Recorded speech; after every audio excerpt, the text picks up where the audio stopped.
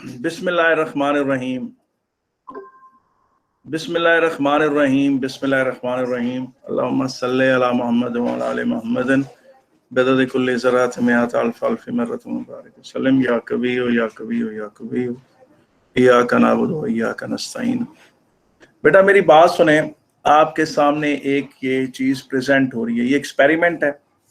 ये है जनाब पेपर 52 नवंबर 2009 उसका ये क्वेश्चन है। अगर आप इसमें नोट करें तो इसमें ये एक वायर है। इस वायर में जब करंट गुजारा गया तो ये वायर गर्म हुई और गर्म होकर लंबी हुई। जब लंबी हुई तो ये लटकी ऐसे नीचे, और कितना लटकी ये इसको कहते हैं, ये वाई उसका सैग है। इस सैग को मेजर करना है, इस डिस्प्लेसमेंट को मेजर करना है जो वाई, ठीक है कि नहीं। तो अब आपसे क्वेश्चन ये है कि मोटी जो तारें होती हैं वो इतना ज्यादा नहीं लटकती, मोटी तारें इतना नहीं लटकती, पतली तारें ज्यादा लटकती हैं। तो उस हिसाब से क्वेश्चन ये है कि आपके सामने, ठीक है। अब इसके सामने आपको आगे दिखाते हैं इसको।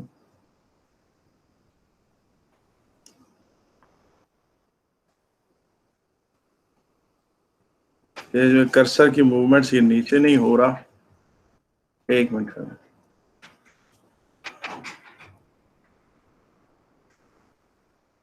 एक मिनट, इसको नीचे करते हैं। ये देखें, इट इज सजेस्टेड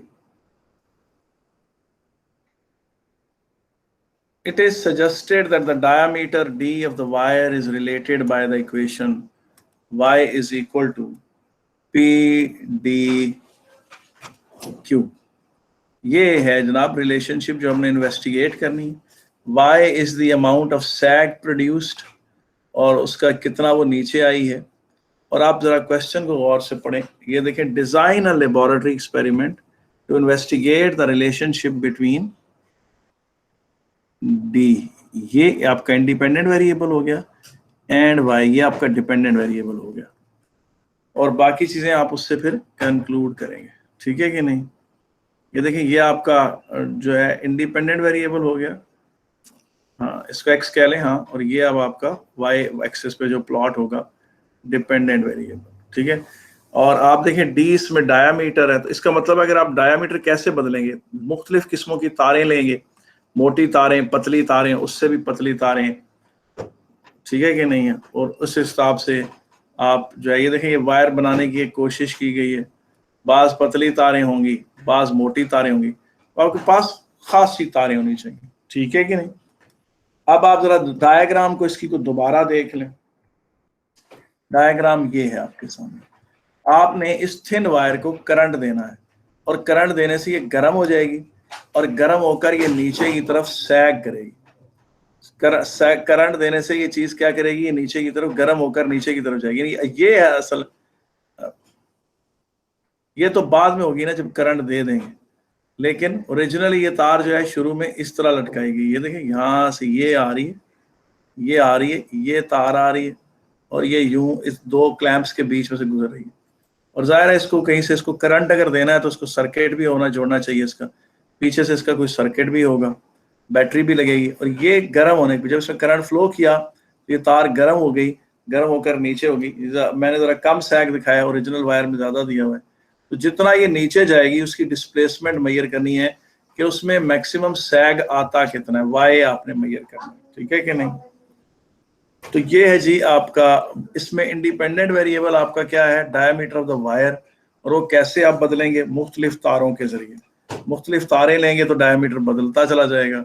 और डिपेंडेंट वेरिएबल क्या आपका, सैग प्रोड्यूस होगा। आए जनाब हम इस एक्सपेरिमेंट को शुरू करते हैं।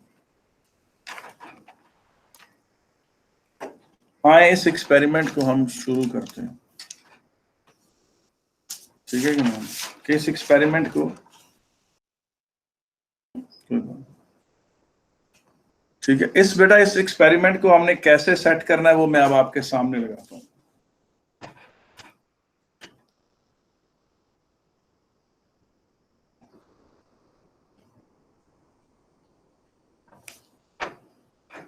ठीक है, अच्छा ये देखें,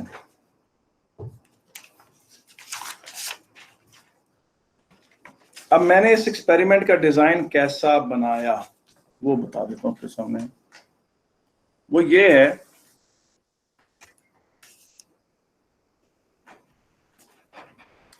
कि ये बेटा मैंने एक स्टैंड ले लिया, बिस्मिल्लाहिर्रहमानिर्रहीम।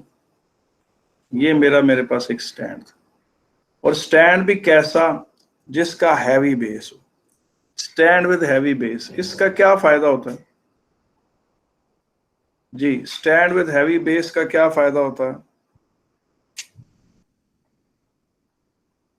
ये स्टैंड है, ये इसका हैवी बेस है। अब हैवी बेस है इसका स्टैंड का, और उसके साथ ये एक और स्टैंड है। बिल्कुल, शाबाश इंशाल, आपने सही लिखा है, शाबाश। इबाद ने भी सही लिखा है। ये देखें, ये वायर आ गई, ये दूसरा स्टैंड आ गया।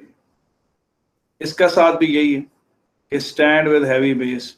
मैं जरूरी नहीं दोनों के साथ लिखूं, मगर दोनों के साथ ये बात होगी, ठीक है। अब यहाँ पर ये इसके वो वुडन क्लैंप्स हैं, दो, जो क्लैंप्स के साथ हैं, ठीक है कि नहीं। और यहाँ पर भी ये दो वुडन क्लैंप्स हैं, ठीक है कि नहीं। अब यहां जरा गौर से देखिए मैं क्या करने लगा हूं। मैं यहां लगाऊंगा एक धागा। क्या लगाऊंगा? एक धागा। ये जहन में गौर से रखिए मैं क्या कह रहा हूं। ये थ्रेड है, ये वायर नहीं है, ये थ्रेड है, ठीक है ना। ये थ्रेड है, मैं इसके ऊपर लिख देता हूं। ये एक थ्रेड है, ये टॉट थ्रेड है, ये टॉट थ्रेड है, ठीक है कि नहीं। और वायर ये इसके साथ वायर आ रही है, wire running parallel to the thread, wire running parallel to the thread, ठीक है कि नहीं। या दोनों पैरेलल हैं, एडजेसेंट हैं, ठीक है कि नहीं। अब क्या किया मैंने जनाब, इस वायर का ज़ाहिर है मैंने एक सर्किट भी बनाना है। ये मैंने लगा दिया जी पावर सप्लाई। पावर सप्लाई भी कैसी होनी चाहिए? Power supply capable of supplying huge current. Capable of supplying what बेटा? Huge current. Power supply capable of supplying huge current.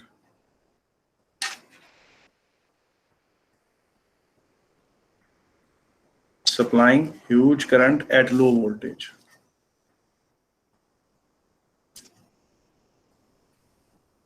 आप कहेंगे सर ह्यूज करंट क्यों? ह्यूज करंट का ये फायदा होता है बेटा कि वो ह्यूज करंट से वायर ज्यादा गर्म होगी, ज्यादा गर्म होगी तो ज्यादा सैग करेगी, ज्यादा नीचे की तरफ आएगी, ठीक है कि नहीं। ये पावर सप्लाई के निशान हो गए। और ये जो वायर है, ये मैंने इसको यहां से एक कनेक्शन इसका दे दिया। यहाँ मैंने क्रोकोडाइल क्लिप लगाया जो उस तार को इसके साथ जोड़ रहा था। यहाँ मैंने क्रोकोडाइल क्लिप, जरूरी नहीं कि मैं दिखाऊं, मैं सिर्फ इधर लिख देता हूँ क्रोकोडाइल क्लिप, क्रोकोडाइल क्लिप, ठीक है ना, क्लिप्स, ठीक है, जो इसको कंट्रोल कर रहा है, ठीक है। अब उसके बाद मैंने ये जो दूसरी वायर है, ह्यूज करंट से रेजिस्टेंस नहीं है, ह्यूज करंट से हीटिंग इफेक्ट प्रोड्यूस होता है। ह्यूज करंट से फिर वायर जो है सैग ज्यादा करेगी। ये लगा दी वेरिएबल रेजिस्टर, ये इसलिए कि मैं करंट एडजस्ट कर सकूं। ये ammeter to monitor that current is constant, और ये यहां से लाकर यहां जोड़ दिया, और यहां पर भी बीच में एक क्रोकोडाइल क्लिप था।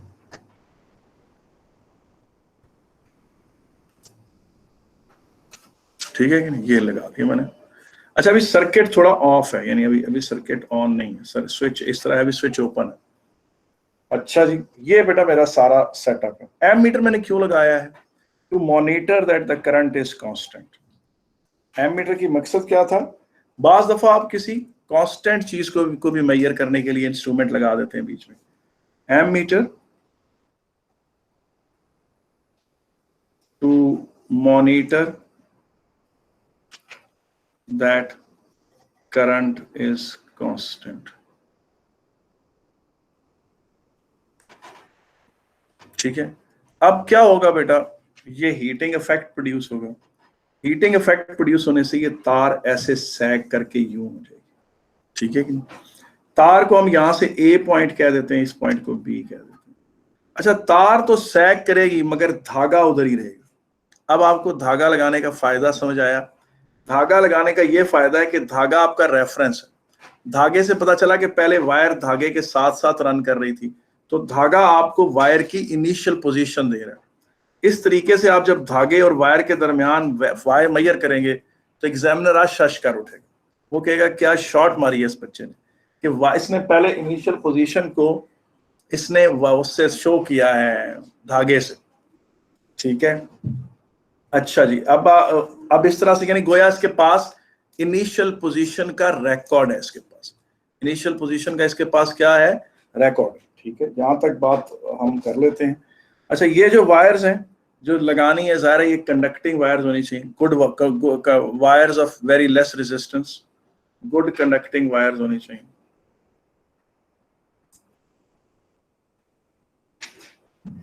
ये इस पे लिख दिया, तो ये डायग्राम बना, ठीक है कि नहीं। अब आगे देखें तो हम ये चीज देखते हैं कि अब हम शुरू किस तरह से करते हैं। सबसे पहला जो हमारा पॉइंट है, ये डायग्राम तो हमने बना ली, ये देखें इंडिपेंडेंट वेरिएबल। इंडिपेंडेंट वेरिएबल है डायामीटर ऑफ द वायर। ठीक है, ये पहला पॉइंट था, मैंने लिखा कि जी डायामीटर ऑफ द वायर मेरा इंडिपेंडेंट वेरिएबल है। मेरा दूसरा पॉइंट है कि इंस्ट्रूमेंट टू मेजर डाया, अब जब मैं डायामीटर बार बार नहीं लिखूंगा, डाया बोलता जाऊंगा। Instrument to measure dia is micrometer and before experiment zero error of the micrometer is checked, corresponding adjustment is made in every reading। यानी मैं पहले देखूंगा कि उसमें जीरो एरर है, अगर है तो अगर फर्स्ट करें उसमें पॉजिटिव जीरो एरर है या नेगेटिव जीरो एरर है तो वो मैं हर रीडिंग में करूंगा। अब मैंने बताना नहीं है कि नहीं जी उसमें पॉजिटिव एरर था या नेगेटिव, ये मेरा काम नहीं। मैंने लिख दिया जी कि before experiment zero error of the micrometer is checked and corresponding adjustment is made in every reading. अच्छा जी, अब ये चीज देखें कि आपको पता है बाज तारें ऐसी भी होती हैं जो मुमकिन है आप बाजार से एक्सपेरिमेंट करना हो, आप बाजार से ऐसी वायर ले आए जो इतनी सख्त हो कि वो बड़ा ज्यादा करंट भी बर्दाश्त कर ले और बिल्कुल भी ना सैग करे। तो इसका मतलब ये है कि चूंकि आपने एक्सपेरिमेंट करना है, should choose such wires of such material and their डायास that which give large values of Y. इसका क्या मतलब है कि चूंकि मैंने वाई मेजर करना है तो मेरा दिल है वाई जो है वो एज लार्ज एज पॉसिबल हो। एज लार्ज एज पॉसिबल क्यों हो, ताकि मैं देख तो लूं कि वो क्या कहते हैं इजीली वो मतलब सैग करती भी है या नहीं, यानी उसमें जब करंट गुजरता है और हीटिंग इफेक्ट प्रोड्यूस होता है तो वो नीचे जाती है भी है कि नहीं। तो should choose wires of such material and their डायास which give large values of Y. Okay, ये पहला मेरा पॉइंट। ठीक है, और फिर मैं क्या करूंगा, some preliminary work should be done in this regard, that means in the case of selection of wire and their diameter. यानी एक्सपेरिमेंट शुरू करने से पहले मैं बहुत सारी वायर्स को लूंगा, मुख्तलिफ टाइप्स की, constantan wire, eureka wire, copper wire और मुख्तलिफ मटीरियल्स की वायर्स लूंगा और उनमें थोड़ा थोड़ा करंट गुजार के देखूंगा कि आया वो हीट अप होकर सैग भी करती हैं या नहीं। और मैं ये भी देखूंगा कि राफली किस डायामीटर की, किस रेंज ऑफ डायामीटर में ज्यादा सैगिंग होती है, वो रेंज में सेलेक्ट कर लूंगा और वो एक टाइप की वायर में सेलेक्ट कर लूंगा। अच्छा जी, और वायर डायामीटर मेजर कैसे करूंगा, ये देखें, डायामीटर यूं मेजर करूंगा माइक्रोमीटर से, फिर वायर को रोटेट करके मेजर करूंगा और इन दोनों की क्या ले लूंगा, एवरेज। फिर इधर से भी ऐसे मेजर करूंगा, यूं मेजर कर लिया, फिर इधर से भी मेजर करूंगा, यूं मेजर करूंगा, फिर इन तीन की एग्रीगेट एवरेज भी लूंगा। यही बात पॉइंट नंबर 6 में लिखी हुई है, एट सिंगल प्लेस और at one point on wire dia is measured with micrometer. ये निशान मैंने माइक्रोमीटर के लिए जल्दी से लिख दिया है। And then wire is rotated and then diameter is measured again and an average calculated. ठीक है, this procedure in this way diameter is measured at 3 places, yeah, this procedure is repeated at 3 or 4 places and an aggregate average is taken, यानी एक फिर combined average ले लेंगे, that will be declared as the diameter of the wire। okay, अब dependent variable क्या होगी, sag y produced in the wire, y is measured using meter rule, meter rule is kept vertical and moved in the vertical plane parallel to the plane in which the wire sags। या ये बड़ा एक आपको मैं बात बताता हूँ, पहले बताता हूँ वर्टिकल प्लेन होता क्या। बेटा इस तरह की जो चीज होती है ना, इस तरह कोई चीज होती है वो हॉरिजॉन्टल प्लेन, लेकिन इस तरह की कोई चीज होती है ना यूं, ये वर्टिकल प्लेन। आपके घर में जो आपका फर्श है या जो छतें हैं ये हॉरिजॉन्टल प्लेन है और जो दीवारें हैं ये वर्टिकल प्लेन है, और इस तरह के दो हों तो ये पैरेलल वर्टिकल प्लेन्स होंगे। ठीक है कि नहीं। अब वो कहता है ये वायर है, ये ऐसे सैग किया इसने, यूं गई, अब ये वायर यूं गई तो मीटर रूल यहाँ कहीं पड़ा था और वो यूं यूं आप उसे रोटेट कर, जब मीटर रूल को यूं यूं मूव करवा रहे थे, रोटेट नहीं सॉरी, यूं यूं मूव कर रहे थे, तो इससे क्या होगा, उससे ये होगा it is moving in a vertical plane. और देखें ये वायर सैग की, तो ये वायर का सैगिंग प्लेन है और ये मीटर रूल है जो उसके पैरेलल प्लेन में मूव किया जा रहा है। अभी आप में से किसी ने कोई क्वेश्चन पूछा है, मैं देखूं क्या क्वेश्चन है। क्वेश्चन ये है जी, why sir why won't we take the largest reading to the diameter like we did in the case of steel balls. Okay, अच्छा इसमें ये बात है बेटा कि जो उसमें ये बात थी कि स्टील बॉल होते हैं इस तरह के, अब मुमकिन है आपने माइक्रोमीटर में उसका ये वाला हिस्सा रख लिया हो, या मुमकिन है माइक्रोमीटर में आपने उसकी ये वाली जगह रख ली हो, तो ये जगह लार्जर, ये प्रॉपर डायमीटर नहीं है, लेकिन जब उसका ये वाला पोर्शन माइक्रोमीटर में आएगा स्टील बॉल का, तो वो जो है वो लार्जेस्ट वैल्यू होगी। तो जब स्टील बॉल को मेजर करेंगे तो उसमें जो 2-3 मेजरमेंट्स लेंगे उसकी एवरेज नहीं लेंगे, हमेशा लार्जेस्ट वैल्यू लेंगे, ताकि ये इंश्योर हो जाए कि हम कोई छोटा डायमीटर तो नहीं मेजर कर रहे गलती से, हमारी स्टील बॉल की प्लेसमेंट में मीटर रूल में गलत तो नहीं है, उसमें माइक्रोमीटर में कहीं हम ये या ये चीज तो नहीं मेजर कर रहे। तो जब हम लार्जेस्ट मेजर करते हैं तो हमें ये इंश्योर होता है कि हम डायमीटर ही मेजर कर रहे हैं। वायर जो होती है वो पतली होती है, वो माइक्रोमीटर के जाज में आराम से आ जाती है। इसका ये मतलब है कि आपने उसको, उसका जो ये देखिए इस तरह से जब जॉज ऑफ माइक्रोमीटर क्लोज होंगे तो ये बात इंश्योर होगी कि वो डायमीटर आप उसका लार्जेस्ट ही मेजर कर रहे हैं। अब आपने देखना है कि आपने ये इंश्योर करना है कि वायर क्या परफेक्टली सर्कुलर है, उसका ये वाला डायमीटर और ये वाला डायमीटर, इन दोनों की वैल्यू आपने एवरेज निकालनी है। अगर फर्ज करें वायर परफेक्टली सर्कुलर ना हो, फिर बाज दफा इस तरह होता है कि वायर्स के अंदर मैन्युफैक्चरिंग फॉल्ट होता है कि वो यूनिफॉर्म डायमीटर नहीं होता। मुमकिन है कोई वायर ऐसी हो, ये मैं एग्जैजरेटेड फिगर बना रहा हूँ, उसका डायमीटर यहाँ से ज्यादा हो यहाँ से कम हो, तो आपको फिर इन 3 डायमीटर्स की एवरेज भी लेनी पड़ेगी। इस तरह आपको एक एवरेज एस्टेब्लिश करनी पड़ती है, ठीक है कि नहीं। स्टील बॉल का मामला ये था कि जब आप उसको माइक्रोमीटर में रख रहे थे तो वो कुछ यूं था, वो बड़ा था। अब कोई क्वाइट पॉसिबल कि आपने उसको यूं रखा हो, अगर यूं रखा होगा तो आप जो डायमीटर मेजर करने की कोशिश करें वो उसका डायमीटर नहीं है, ट्रू एटलीस्ट ट्रू डायमीटर नहीं है। तो जब वो बिल्कुल जाज के बीच में इस तरह आए, बिल्कुल इस तरह से आए, यूं आए बिल्कुल, और ये पक्का पता हो कि ये लार्जेस्ट वैल्यू आपने ले लिया, तो यही ये कंफर्म हो जाएगा कि अब आप वाकई उसका डायमीटर मेजर कर रहे हैं। यानी इस तरह का कोई शक अगर था तो वो आपने रूल आउट कर दिया कि ये अब ये वैल्यू आपको पता ना डायमीटर तो नहीं होगी ना उसकी, क्योंकि ये इस वैल्यू से कम होगी। तो ये बात इंशाल्लाह आपको समझ आ गई ये बात कि नहीं, ठीक है। तो वायर के साथ आप लार्जेस्ट डायमीटर नहीं मेजर करेंगे, ठीक है।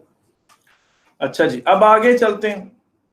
अब आप ये चीज देखें कि इसमें आप मीटर रूल की प्लेसमेंट कैसे करेंगे, वो मैं आपको बता देता हूँ। देखिए दोबारा इस वायर को बनाते हैं, ये धागा, ये ओरिजिनल वायर, और यहाँ मीटर रूल यूं पड़ा हुआ था इसके साथ, इस तरह से था। ये नीचे टेबल की सरफेस है।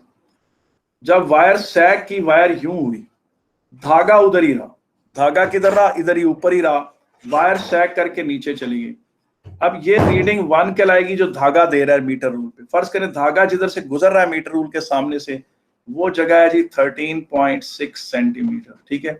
और वायर नीचे चली गई है, और वायर जो है मीटर रूल के ऊपर जिस रीडिंग से गुजर रही है वो रीडिंग है 15.2 centimetre.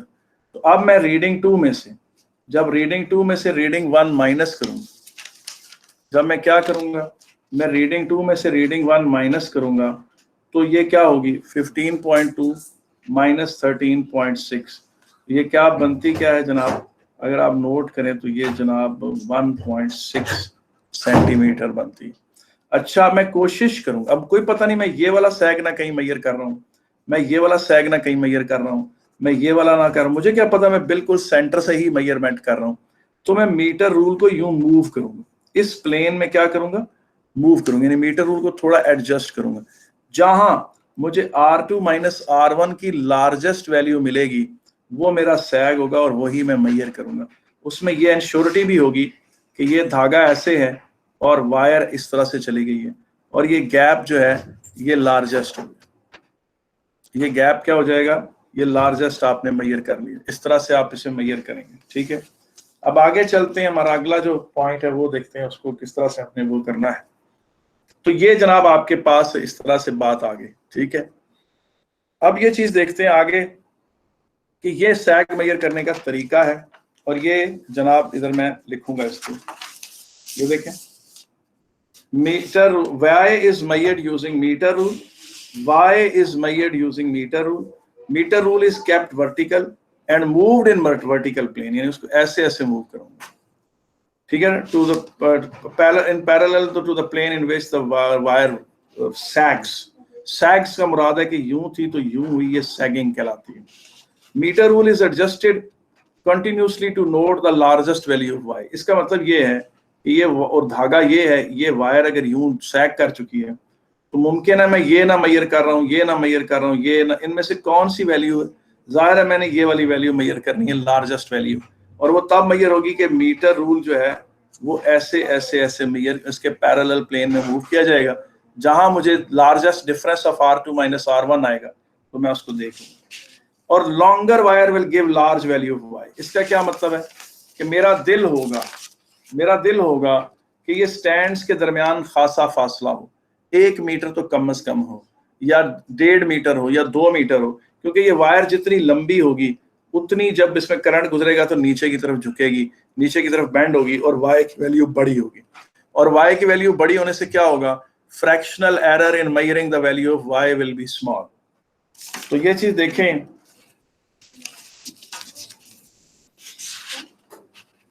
meter rule is adjusted continuously to note the largest value of y. Longer wire will give large value of y. Longer wire will give large value of y. Fractional error is reduced in measuring y. अब इस तरह से जब मैं लिखूंगा, ये 10 points जो मैंने लिखे हैं ना, ये 10 के 10 स्कोरिंग पॉइंट्स, ठीक है ना, ये 10 के 10 क्या है, स्कोरिंग पॉइंट्स हैं। ये 10 के 10 पॉइंट्स मुझे मार्क्स हेल्प लेने में मदद देंगे, ठीक है कि नहीं। अब आगे चलते हैं, और अगला जो पॉइंट मैंने आपके सामने लिखना था वो क्या है जी, कांस्टेंट्स क्या हैं इसमें, व्हाट आर द कांस्टेंट्स। अभी तक तो हमने कांस्टेंट्स का तो जिक्र ही नहीं किया। हाँ, कांस्टेंट्स क्या है जी, कांस्टेंट्स ये हैं कि करंट इज केप्ट कांस्टेंट। ये पॉइंट्स कितने हो गए थे, 10 के 10 पॉइंट्स मुझे मदद करेंगे स्कोर करने में। 10 पॉइंट्स में अभी तक स्कोर कर चुका हूं, और diagram length of wire 1 metre ठीक रहेगी, या 1.5 मीटर या 2 मीटर, क्योंकि लेंथ ऑफ वायर जितनी लंबी होगी उतने ज्यादा उसमें सैग प्रोड्यूस होगी, ठीक है। अब कांस्टेंट्स में है जी, current is kept constant,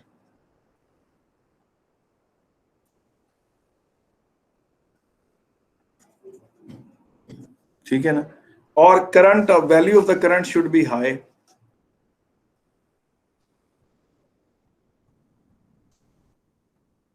is high। ये 12वां पॉइंट, वाई, क्योंकि करंट ज्यादा होगा तो वायर हॉट होगी, वायर हॉट होगी तो तभी उसमें ज्यादा सैग प्रोड्यूस होगा, तो it can be as high as 10 ampere. Practically बेटा 10 एम्पियर काफी बड़ा करंट होता है, ठीक है कि नहीं। और उसके बाद बेटा, उसके बाद जो है क्या है, एक बात और है, 13वां पॉइंट ये कहता है कि हम ये भी नहीं चाहते कि करंट बहुत हाई हो, current should not be high enough so that wire melts and breaks, ठीक है ना। तो करंट इतना भी ज्यादा हाई नहीं होना चाहिए, current should not B that high that it melts the wire and breaks it, ये भी नहीं चाहते, तो क्या करें। और आप पावर सप्लाई भी कौन सी रखना चाहते हैं, लो वोल्टेज वाली, लो वोल्ट। आप हमेशा ये मेंशन करेंगे, ये बात आप खाली इसमें नहीं सारे प्रैक्टिकल्स में लिख सकते हैं कि we will use low power supply of low voltage capable of supplying high current, ठीक है ना। अब ये बात मैं यहाँ मेंशन नहीं करता, ये 14th पॉइंट है, मैं लिख रहा हूं power supply capable of supplying big current, big I लिख देता हूं, कीपिंग वोल्टेज स्मॉल। वोल्टेज इसलिए कम रखनी है कि डेंजरस ना हो जाए, हाई वोल्टेज डेंजरस होती, ठीक है कि नहीं। अब ये है कि ये इस काम के लिए we should do some preliminary work. Preliminary work ये होता है कि एक्सपेरिमेंट शुरू होने से पहले ही हमने थोड़ा आइडिया लगा लिया कि कितना करंट हाई होना चाहिए और कितना उसको बहुत हाई नहीं होना चाहिए। तो क्या आप इस तरह लिखेंगे, सम प्रिलिमिनरी वर्क। अब सम प्रिलिमिनरी वर्क को मैं ऐसे लिख देता हूँ, सम प्रिलिम, आपने पेपर में बलबत्ता पूरा लिखना है, some preliminary work will be done to see which lowest value of this high current।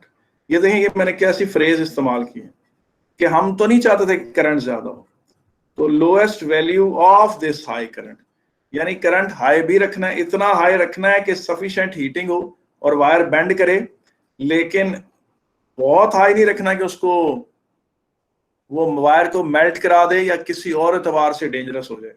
This high, which some preliminary work will be done to see which lowest value of this high current will give desirable effect।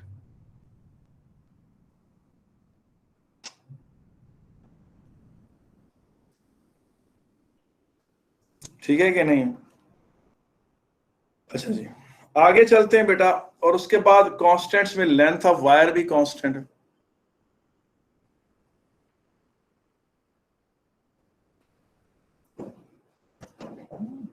So type of wire। Yes you are right, बिल्कुल तुमने सही कहा, बहुत आला। Type of wire use, इसका मतलब ये है कि अगर ये एक्सपेरिमेंट जो है कॉपर वायर्स के साथ शुरू हुआ है तो ये कॉपर वायर्स के साथ ही होता रहेगा।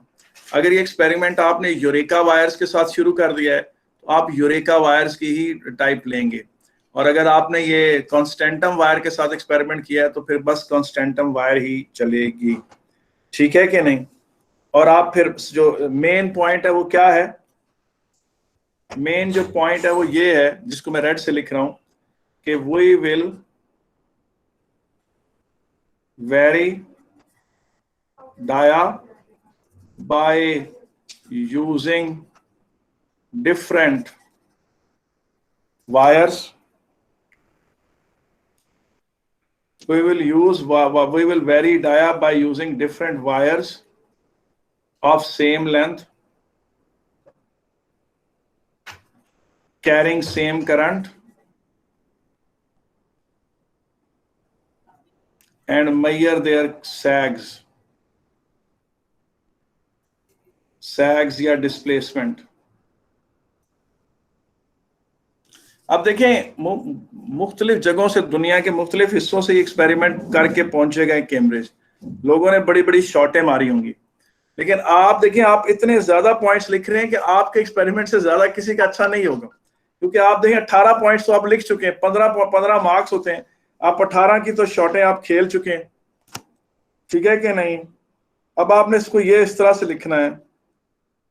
अब 19वां पॉइंट आपने क्या लिखना है, 19वां पॉइंट ये है कि R1 क्या है, reading before switching off, so reading sir on metre rule. जी एक मिनट बेटा, metre rule before current passing off current,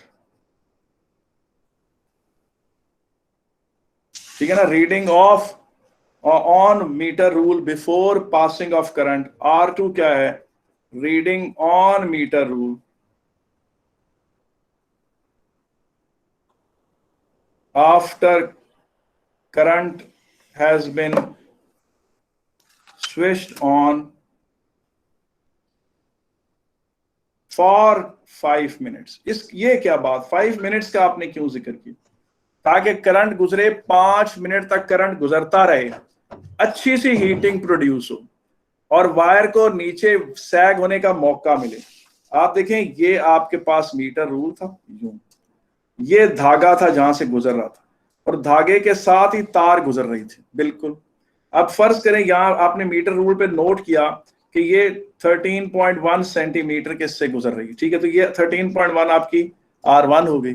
अब जब करंट ऑन हुआ और 5 मिनट तक करंट दौड़ता रहा तो उसके हीटिंग इफेक्ट से वायर नीचे चली गई, थ्रेड उधर ही रहा, थ्रेड उसकी इनिशियल पोजीशन मार्क कर रहा है और वायर नीचे चली गई और यहां से गुजरी, ये जगह थी लेट्स से 14.6 सेंटीमीटर। ठीक है कि नहीं। आप ये आपकी रीडिंग 2 बन गई। जरा सा आपने मीटर रूल को थोड़ा सा हिला जुला भी लिया ताकि आपको इंश्योर कर लें कि R2 और R1 में कहीं और लार्जेस्ट डिफरेंस तो नहीं आ रहा। जब आपको यकीन हो गया कि R2 R1 की लार्जेस्ट डिफरेंस जो है वो आपका ये 1.5 सेंटीमीटर ही है, तो ये आपकी वाई कहलाएगी, ठीक है कि नहीं। अब इस तरह से आपने ये वायर ए बी को आपने इन्वेस्टिगेट कर लिया, वाई मैयर कर ली, ये 19वां पॉइंट है। और आपने ये भी कहा जी कि rule is moved in vertical plane to get the largest value of Y and we have to wait for at least 5 minutes so that wire becomes hot, sufficiently hot and gets a good dew sag, अच्छा सा उसको। तो इस तरह से ये कर लिया आपने, ये आपका 19वां पॉइंट होगा, ठीक है कि नहीं। अब आगे चलते हैं सर, अभी तक बात खत्म नहीं हुई। जी जी मैं सुन रहा हूँ, जी बताइए sir. Height of wires clipped on both जी। साइड्स, दोबारा बोलें, क्या कहा आपने सर? जिस हाइट पर वायर क्लैंप हुआ हुआ है स्टैंड्स पे, अगर वो दोनों जगह सेम नहीं होगा तो फिर रीडिंग खराब आएगी, मतलब वाई की जो रीडिंग आएगी, तो वो मेंशन करना। बिल्कुल, हाँ वो आपने, मैंने इसलिए कहा ना कि आप सम प्रिलिमिनरी वर्क करें एक्सपेरिमेंट स्टार्ट करने से पहले, कि ऐसी मोटी स्टिफ वायर ना सिलेक्ट कर दें कि जो उसको 10 एम्पियर का करंट भी उसको कोई फर्क ही नहीं डाल रहा। आप नरम सॉफ्ट वायर्स मटेरियल्स उठाएं जो ज्यादा सैग करते हो, आप प्रिलिमिनरी वर्क करें इसके लिए। सर मैं स्टैंड की बात कर रहा हूँ, जहां से आपने क्रोकोडाइल क्लिप से क्लिप किया हुआ है ना, वो हाइट सेम हो दोनों स्टैंड्स पर। जी हाँ बिल्कुल सही कह रहे हैं, तो बिल्कुल सर, ये आपने सही कहा। सर जब आप रीडिंग दूसरी वाली लोगे, मतलब करंट गुजारने के बाद, तो रीडिंग आप तब लोगे जब करंट फ्लो कर रहा होगा, या करंट को आप रोक के करोगे? नहीं करंट फ्लो कर रहा, करंट फ्लो कर रहा, क्योंकि अगर आपने करंट को रोक लिया तो उसका टेम्परेचर डाउन होना शुरू हो जाएगा और मुमकिन है वो दोबारा श्रिंक करना शुरू कर दे। तो सर अगर करंट ऑन भी रहा तो ऐसा हो सकता है कि रीडिंग लेते वक्त भी वो थोड़ा सा और सैग कर जाए और आपको पता ना चले? आप 5 मिनट का बस आप एक रख लें 5 मिनट का मार्जिन, ठीक है कि जी मैंने 5 मिनट तक करंट को गुजरने दिया और उसके बाद जो रीडिंग आई वो मैंने ले ली। अब मैंने मजीद इंतजार नहीं किया। देखिए ना, आप भी तो एक चीज का टाइम, हर चीज का, बाकी सब चीजें तो आप कांस्टेंट रखते हैं ना, तो आप ये कहेंगे करंट गुजारने का टाइम भी आपने 5 मिनट दे दिया, इट्स गुड, कोई मसला नहीं, ताकि सब वायर्स को, सब डायमीटर को 5 मिनट का टाइम मिले कि करंट उनमें से गुजरता रहा तारों में से, और उसको उसने अच्छी तरह गर्म कर लिया और जितना उसमें सैग प्रोड्यूस होना था वो हो गया। ठीक है सर। अब शुरू होता है जी ट्रीटमेंट ऑफ द डाटा। क्या जी? ट्रीटमेंट ऑफ द डाटा, ठीक है कि नहीं।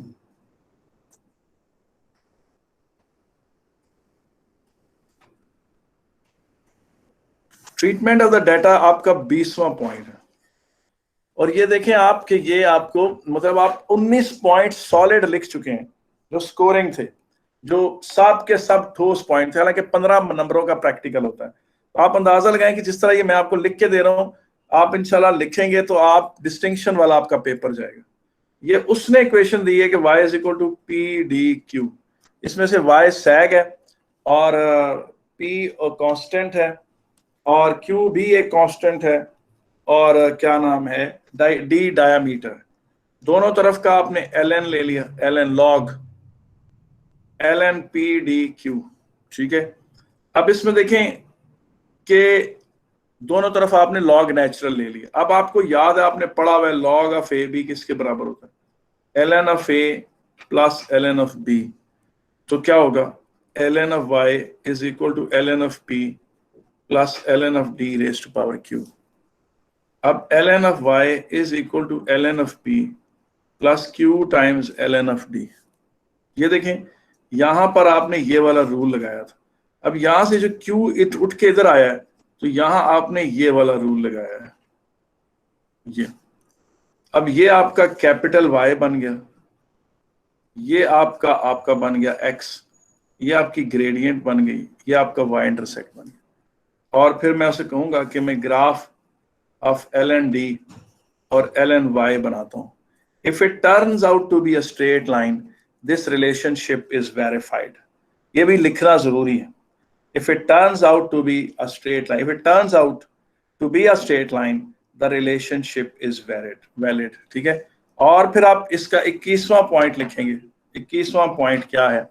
कि जनाब gradient will give me the value of Q, gradient will give me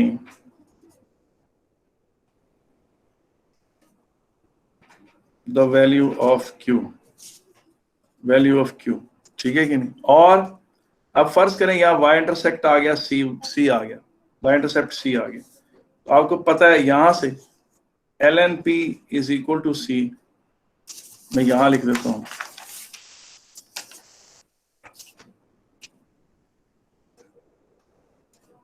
C, और log टू द, ये आपको पता है ln actually log to the base E होता है, और फिर E जाकर C को लगेगा, तो ये P की बेटा वैल्यू आ गई। इस तरीके से आप P की वैल्यू मैयर हो जाती है आपसे। यहां तक ये स्कोरिंग पॉइंट। अब देखिए tabulation of the data is as under. मेरा पॉइंट नंबर कौन सा शुरू हो रहा है, ये जनाब कितना पॉइंट था, 20th पॉइंट हो गया था, 21st भी हो गया था, ये देखिए 22nd point, tabulation of the data.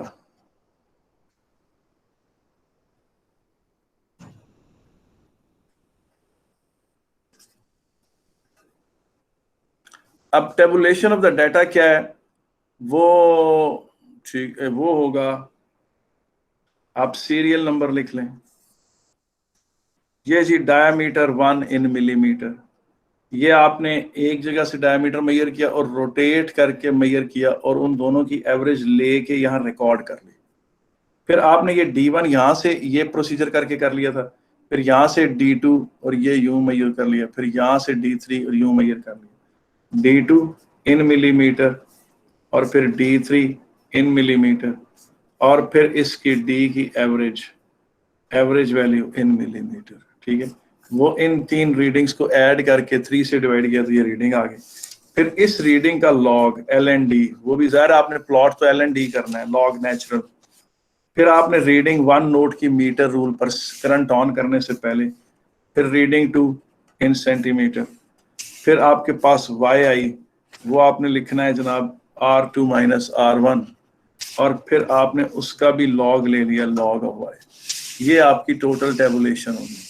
आपने इसमें कोई रीडिंग भरनी कोई नहीं है, मगर आपने इसको टेबुलेशन का आपको अलग एक नंबर देगा, वो कहेगा क्या कमाल बच्चा है, ठीक है कि नहीं। अब आप देखें, अगर आप कहें तो मैं इसमें और मसाले भी डाल देते हैं।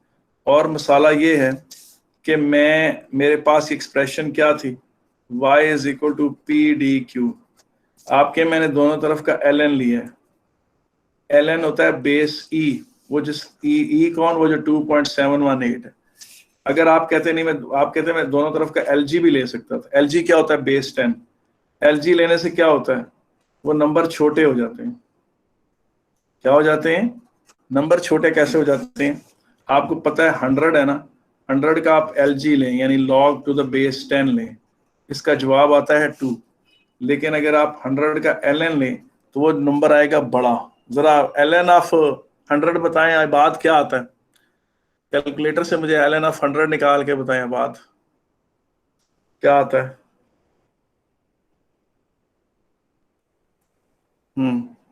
कोई बंदा है, सर 4.605। 4.605। इसका मतलब है LG के लेने से नंबर छोटा आता है और ln लेने से नंबर बड़ा आता है। मिसाल के तौर पर LG ऑफ 1000 जो है वो 3 है, लेकिन ln ऑफ 1000 क्या है, ये दिखाएं यार, ln ऑफ 1000 को मुझे बताए क्या है कैलकुलेटर से। 6.907। 6.907। अब अगर मैं यहाँ ये लिखूं कि मैं LG नहीं लिया, मैंने ln लिया, ln इसलिए लिया कि उससे मुझे बड़े नंबर्स मिलेंगे और बड़े नंबर से डील करना जरा आसान होता है। तो ये भी एक पॉइंट है, एक स्कोरिंग पॉइंट है। इस बंदे ने यहाँ पर LG के बजाय ln का इंतखाब किया। और ये इसके बाद 25वां पॉइंट आगे, ये तो 23वां पॉइंट था, फिर प्रिकॉशंस शुरू हो जाती हैं। प्रिकॉशंस में 24वां पॉइंट है। अब देखिए सारे स्कोरिंग पॉइंट, अब तक मैं 23 मार्क्स स्कोर कर चुका हूं। 24th पॉइंट मेरा ये होगा कि not touching the wire when it is hot, ठीक है ना, ये बात सही। नॉट टचिंग द वायर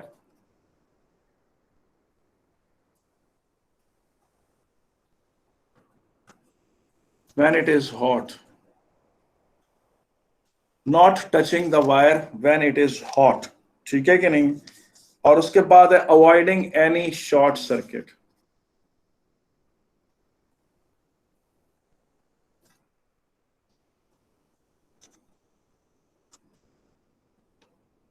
ठीक है कि नहीं। और 26वां using stands with heavy base, वो तो आप पहले भी लिख चुके हैं, ठीक है कि नहीं। अच्छा, अब उसके बाद आ जाता है इंप्रूवमेंट्स। आप इंप्रूवमेंट्स भी लिख सकते हैं, ठीक है। इंप्रूवमेंट्स क्या होते हैं? फर्ज करें ये एक चीज है, पॉइंट है ए और ये पॉइंट बी है, आप इन दोनों को टच भी नहीं करना चाहते और इनके दरमियान का डिस्टेंस मेजर करना चाहते हैं, आप मूव यूज कर सकते हैं ट्रैवलिंग माइक्रोस्कोप। ट्रैवलिंग माइक्रोस्कोप होती क्या है वो भी मैं आपको बता देता हूँ। ट्रैवलिंग माइक्रोस्कोप बहुत बड़ी नहीं होती, ठीक है ना। एक बात याद रखें, उसका जो सारा सेटअप होता है ना वो मैं बता देता हूँ। वो होता है जनाब, आप कह लें उसके पास एक बेंच होता है यूं, ये बेंच की लेंथ में बता देता हूँ, 15 सेंटीमीटर का ये बेंच होता है, 15 सेंटीमीटर का ये बेंच होता है, यानी 15 बाय 15 का एक स्क्वायर है, हाफ फिट के बराबर, यानी हाफ फिट और हाफ फिट, यानी 6 इंच ये हो गए, 6 इंच से ये ज्यादा 6 इंच होते हैं ये। अब इसमें बेटा नीचे इसके 4 टांगे होती हैं, ये बेंच हो गए, ठीक है, ये इसके 4 टांगे होती हैं, ठीक है। अब इस 4 टांगों के बाद इधर इस जगह पर एक 15 सेंटीमीटर का रूलर लगा हुआ होता है और एक 15 सेंटीमीटर का यू रूलर लगा हुआ होता है। और ये 15 सेंटीमीटर का एक ऐसे, यानी मतलब उसके बेंच पर एक रूलर ऐसे पड़ा हुआ और एक ऐसे पड़ा हुआ, ये मेन स्केल आप कह लें से। वर्नियर कैलिपर का जिस तरह मेन स्केल है तो ये उस तरह का स्केल टाइप है, और ये मिलीमीटर इसकी स्मॉलेस्ट डिवीजन है, ठीक है। यहां तक तो ठीक है। आपके सर इसमें माइक्रोस्कोप किधर से आ गई बेटा, इसके साथ एक बिल्ट इन ऐसे करके एक टेलीस्कोप या माइक्रोस्कोप होती, जिसके साथ यहाँ वर्नियर स्केल लगा हुआ होता है और वो यूं स्लाइड इन करती है यूं, या बास का वो उसको उसमें ये फैसिलिटी भी होती है कि आप उसको यूं एडजस्ट भी कर सकते हैं, यानी वो जब इधर स्लाइड करती है, ये देखें नीचे हॉरिजॉन्टल के ऊपर, तो ये उसका वर्नियर स्केल होता है, ये नीचे मेन स्केल होता है, और वो ये उसकी माइक्रोस्कोप होती है या लेंस होता है, ठीक है। और उसके एक वर्नियर स्केल यहाँ भी लगा हुआ होता है।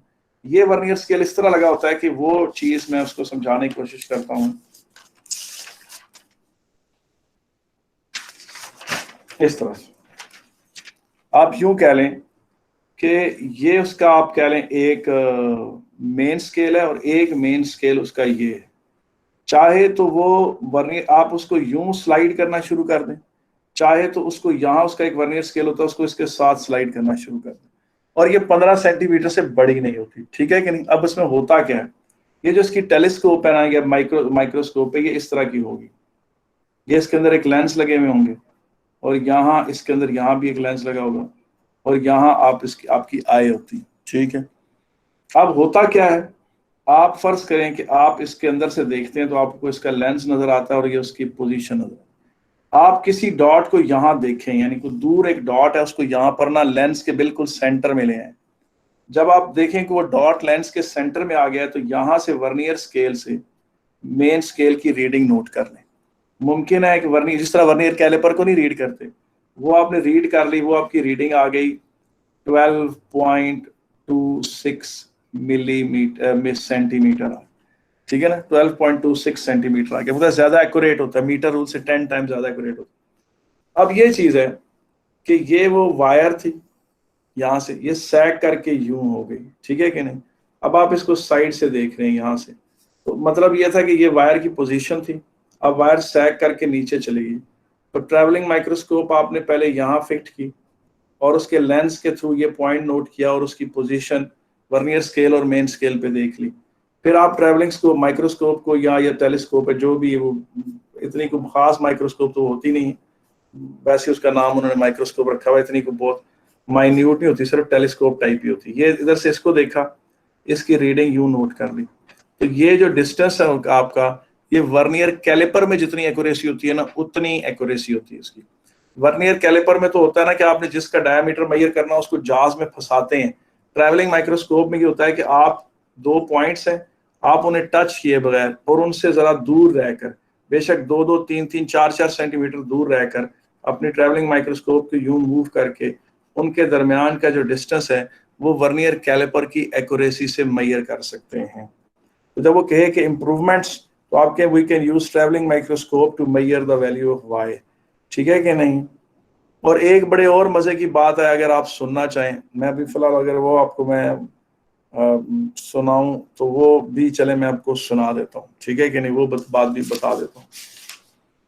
वो बेटा बात ये है कि ये चीज सुनने वाली है, गौर से सुनना, जरा बोर नहीं होना।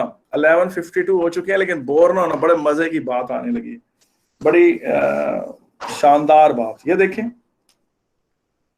ये लेंस है ना, कौन सा लेंस है, कन्वेक्स लेंस है। ये इसका एफ पॉइंट है, ये इसका एफ पॉइंट है, ये इसका 2F पॉइंट है, ये इसका 2F पॉइंट। जब आप कोई ऑब्जेक्ट यहां रखते हैं, आप जानते हैं कि उसका इमेज जो है वो बियॉन्ड 2F जाके बनता है और काफी बड़ा बनता है। ये बात आपको पक्का पता है कि F और 2F के दरमियान जब कोई ऑब्जेक्ट रखा जाता है, उसका इमेज यहां पर काफी बड़ा बनता है, ठीक है कि नहीं। अब आपने करना क्या है, आप फर्ज करें कि आप जो क्या कहते हैं, ये चीज इस तरह हो गई। अब आप देखें यहां पर, आप फर्ज करें वो वायर इधर, वायर की यहां पर दीवार पर एक पोजीशन आ रही थी। अब फर्ज करें, ये देखें, ये लेंस है, ये F है, ये 2F है, ये F है, ये 2F है, ठीक है ना। यहां पर पहले वायर की पोजीशन थी, तो वो दीवार पर यहां कहीं नजर आ रही थी, ठीक है। जब वायर जरा सी नीचे हुई, वो पोजीशन मैग्नीफाई होकर ऊपर चलेगी काफी। अब ये चीज आपकी वाई है, लेकिन यहां इसका इमेज ऑफ वाई आ रहा है। तो आप इमेज ऑफ वाई से कैसे ओरिजिनल वाई को मेजर करेंगे। आपने उसका इमेज कास्ट कर लिया, आपने उसको बड़ा कर लिया, ठीक है कि नहीं। तो उसका तरीका ये होगा, आप उसको ये कहेंगे कि मैंने पहले यहाँ एक नीडल रखी, इस जगह पर मैंने क्या रखी, एक नीडल। उस नीडल की लेंथ थी 1 सेंटीमीटर। फर्ज करें उसका इमेज यहाँ पर आ गया 5 सेंटीमीटर लंबा। तो मुझे इतना पता चल गया कि इस सेटअप में इस पोजीशन और इस पोजीशन की मैग्निफिकेशन 5 है, क्योंकि 1 सेंटीमीटर की नीडल जो है वो यहाँ 5 सेंटीमीटर का इमेज कास्ट कर रही है, तो मैग्निफिकेशन 5 आ गई।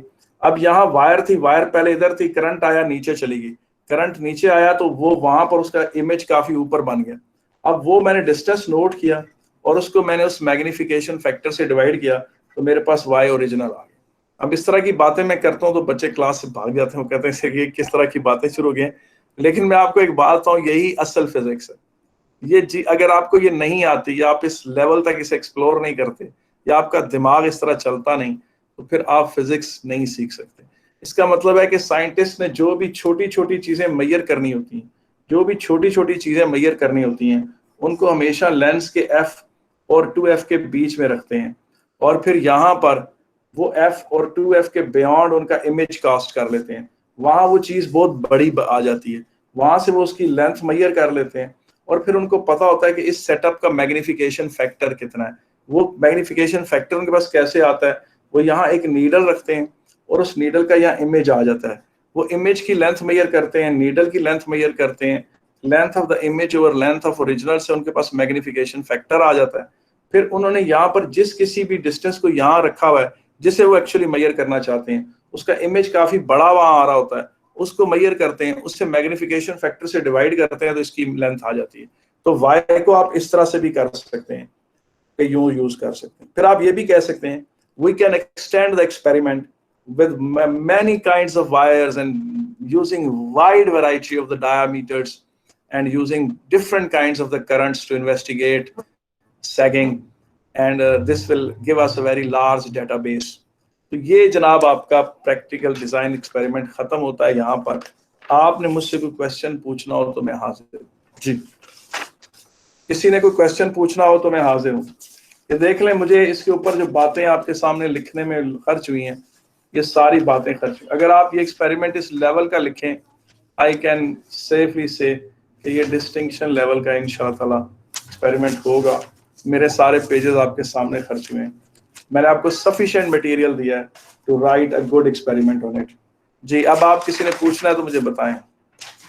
अच्छा, पहले मुझे बताएं, सब मेरे सवाल का ऑनेस्टली जवाब दें, किसको ये मेरे लेंसेज वाली बात समझ में आई? कौन है जो कहता है जी मैं लेंस वाली बात मुझे समझ आ गई कि लेंस से कैसे मेजरमेंट्स ली जाती? जी सर जी जी। सर मेरी बैटरी खत्म हो गई थी, लेंस वाला दोबारा बता दो। कौन से वाला दोबारा बताना है? सर ये लास्ट आपने बताया ना लेंस, हाँ ये अच्छा दोबारा बता राहिम, आप दो। कह रहे हैं कि नहीं समझ आई, मैं दोबारा समझा देता हूँ। राहिम ये बात गौर से सुने बेटा, ये देखें सब लोग, आप भी सुने बेटा। देखो फर्ज करो कोई जगह है जहां पर कोई बहुत छोटी सी लेंस है, वो इतनी छोटी लेंस है कि 0.5 मिलीमीटर, 0.6 मिलीमीटर, 0.52 मिलीमीटर।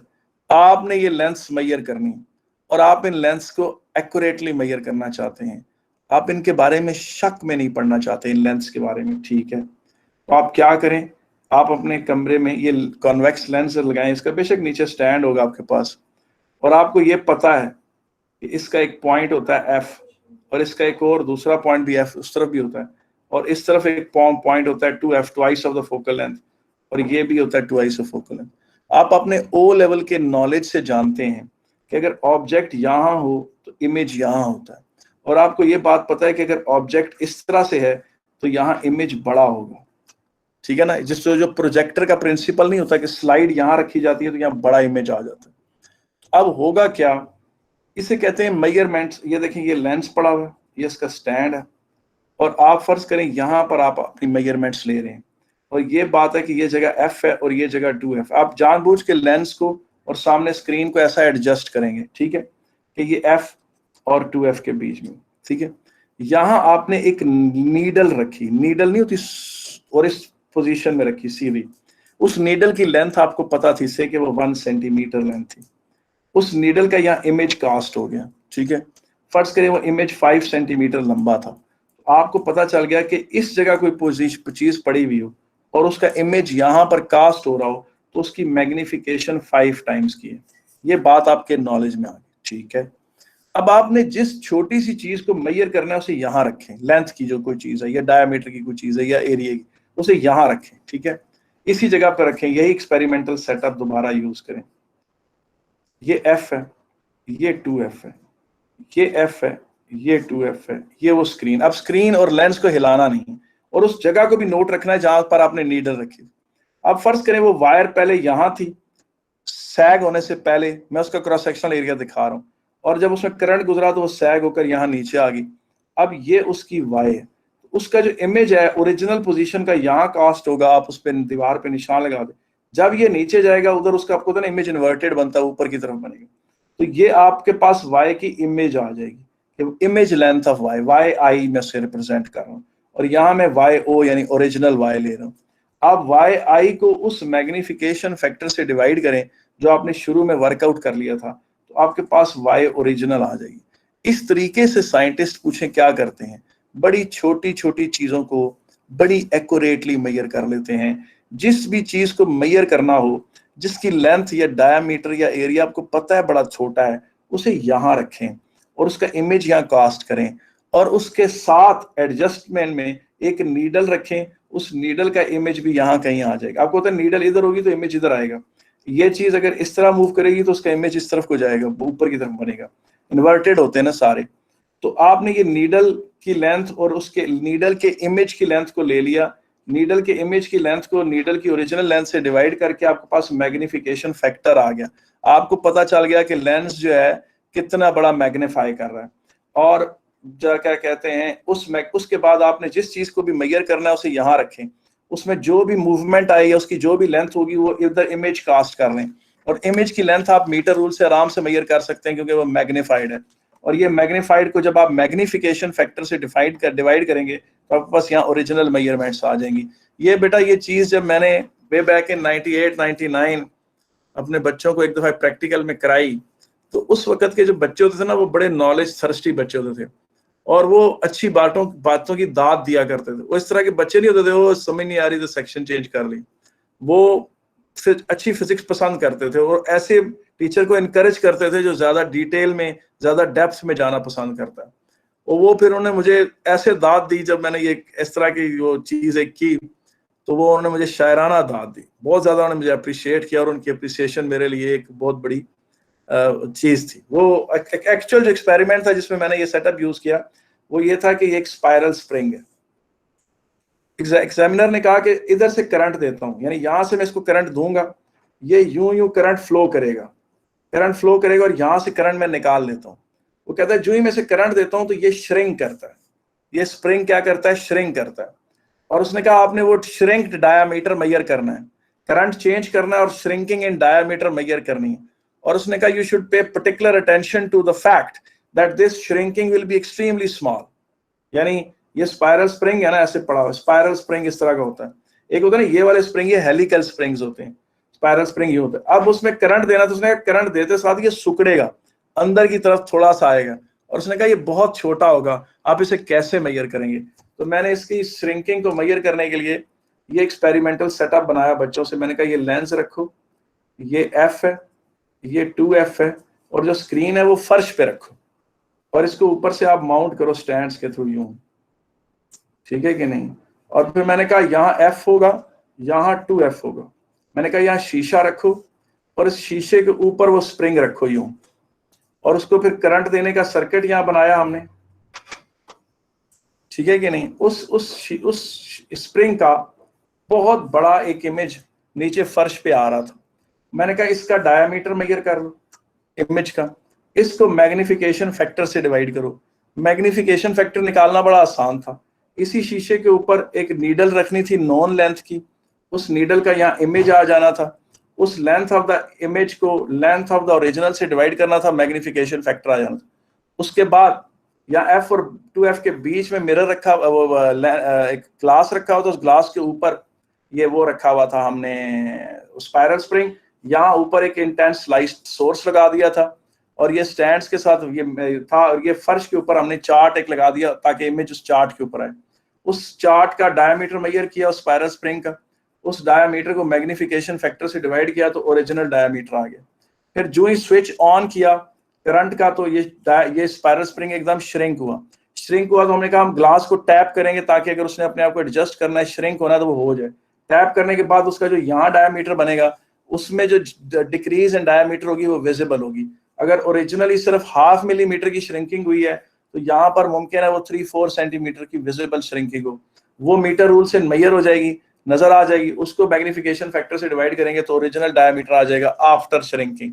ये था वो एक्सपेरिमेंट जो मैंने इस तरह से किया। तो इस तरह से बात ये है कि ये बातें जब आप करें तो जनाब वो जो ग्रुप होता है ना जो आसानियों की तलाश में होता है कि नहीं जी इजी रखें गेम, बेशक सब्जेक्ट का बड़ा रख होता है, हमने सीखना कुछ नहीं है, बस ऊपर ही ऊपर तैरना है, नीचे डेप्थ में नहीं जाना, और ना ही इस मुल्क को अच्छे फिजिसिस्ट देने हैं। सिर्फ हमें अपना बस छोड़े, मैं कुछ नहीं कहता। अब ये बात है बेटा कि यही पेपर में जो आज मैंने आपके सामने भी प्रैक्टिकल रखा है, यही जनाब एक और शक्ल में भी आया हुआ है, वो आपके सामने मैं पेश करता हूँ। अभी क्लास खत्म नहीं हुई।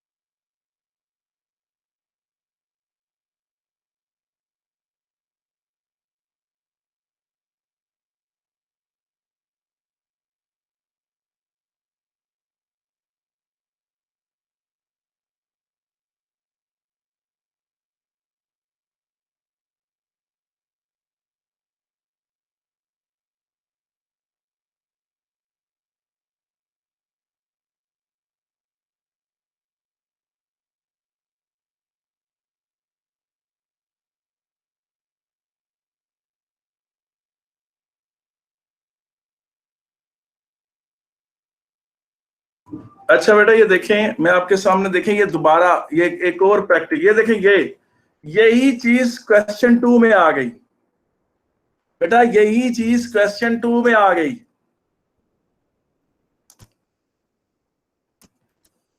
यही चीज क्वेश्चन 2 में आ गई, जरा देखें तो सही, मैं आपके सामने लाता हूं, इसको देखें, इसका चलाएं इसको।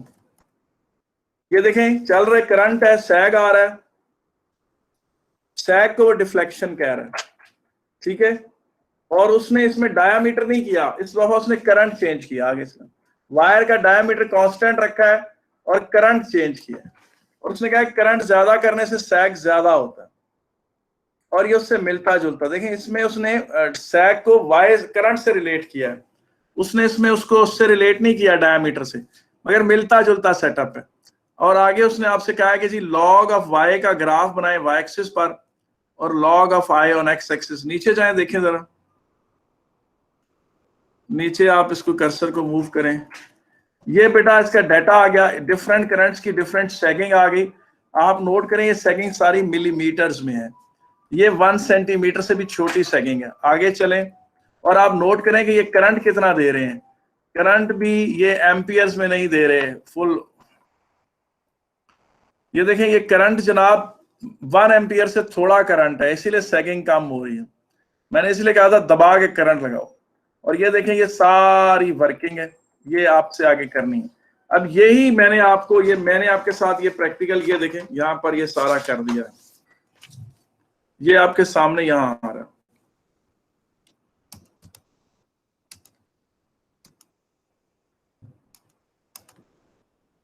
ये जी, ये देखें यही क्वेश्चन है,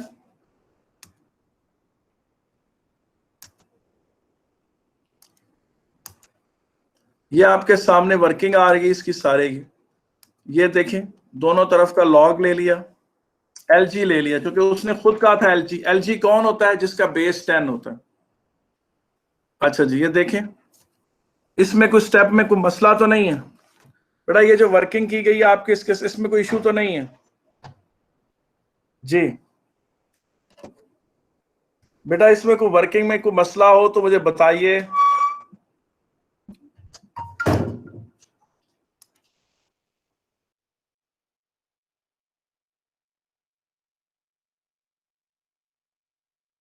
सब ने पढ़ लिया है?